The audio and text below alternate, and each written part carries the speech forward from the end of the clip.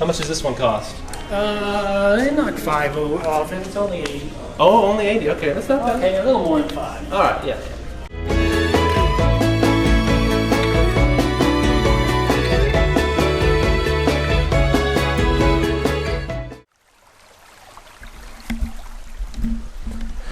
Hey folks, welcome back.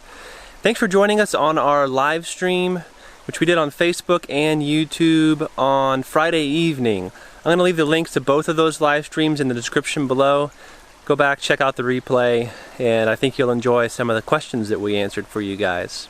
Today I'm going to tell you a little story about something I did once that quite honestly I'm not very proud of, but I think there's a lesson to be learned in all of this. Let me just show you.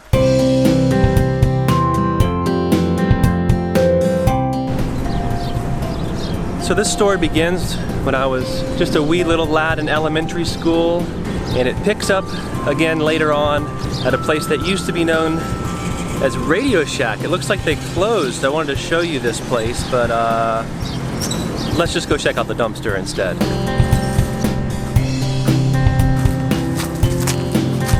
So it all began when I was about 9 or 10 years old. I took something from a kid at school, and I realized that I could get away with it. So I began stealing a lot. Over the years, taking little things turned into taking huge amounts of stuff. And I tell you this not to glorify in what I've done. There was a time in my life when I worked at Radio Shack, and I would routinely set boxes of merchandise out at the dumpster and then pick them up after work.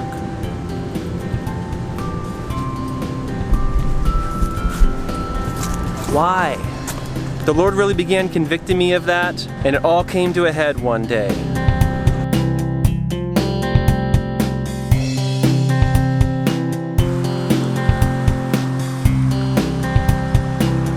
My stealing had me connected with the wrong kinds of people, doing the wrong kinds of things.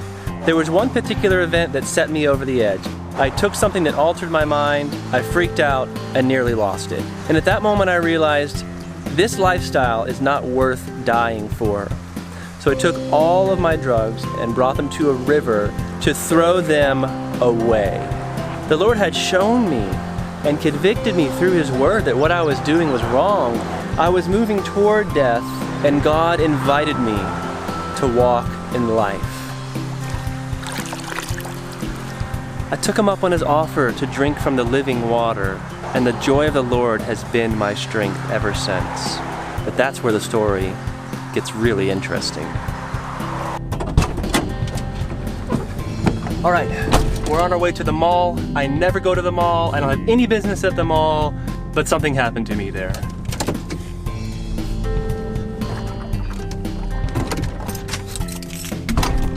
All right, so where are we at in the story?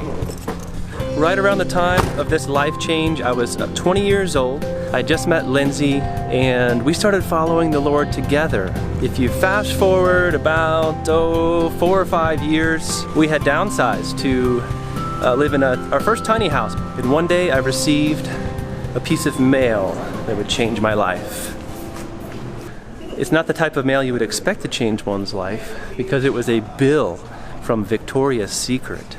No, I had not purchased $800 worth of women's underwear. Someone had stolen my identity, my social security number, my name, address, phone number, all of my personal information, and they had opened credit accounts at jewelry stores, at clothing stores, and they had racked up thousands and thousands of dollars worth of bills in my name.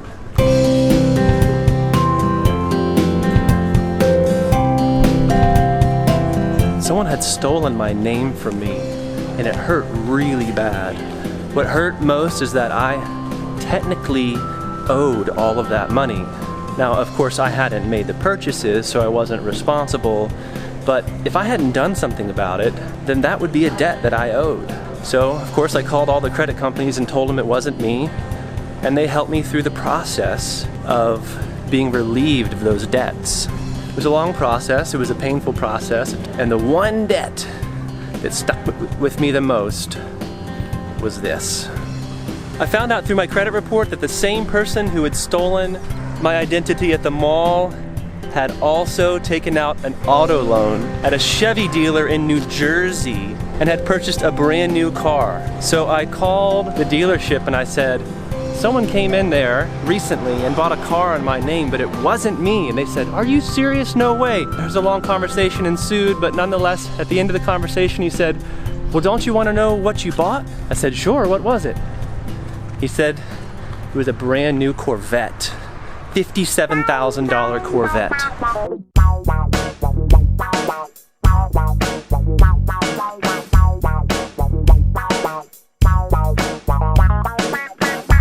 All right, thanks a lot. Yep. Appreciate it. Thank you. So yes, I technically bought a Corvette, although I never really owned it. Hey, I guess I have pretty good credit, huh? There's one more little twist in the story I want to share with you. I'll do that when we get home because I want to tell the boys too. Let's go.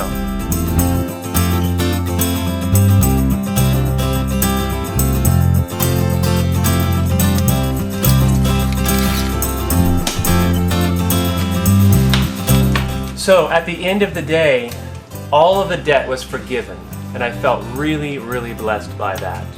And it made me think, because I've been forgiven, that I also wanted to forgive the man who had stolen my identity. On the flip side, I also wanted to seek forgiveness from those that I had stolen from. So I made a list of all the places that I had stolen from, and I called them all up.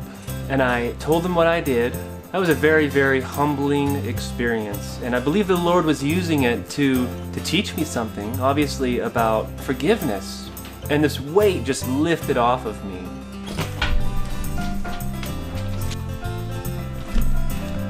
So if you've ever done anything like this, and we all have, let this be an encouragement to you. Not a formula, but an encouragement for how you can make things right. You know, the Lord is really pleased when we confess our sins. He is faithful and just to forgive us of our sins and to cleanse us from all unrighteousness. And that is exactly what the Lord is doing in my life to this day. And the Lord can do it in your life too. All He's looking for is a humble heart and a willing spirit. Someone who's willing to say yes. If you haven't completely surrendered all the secret corners of your heart to God, and if you haven't allowed the teachings and the presence of Jesus to wash through and purify you, may you do that today, and may the joy of the Lord fill you and flow out of you to be an encouragement and a blessing to others. With that, guys, we love you, God bless you, and we will see you next time.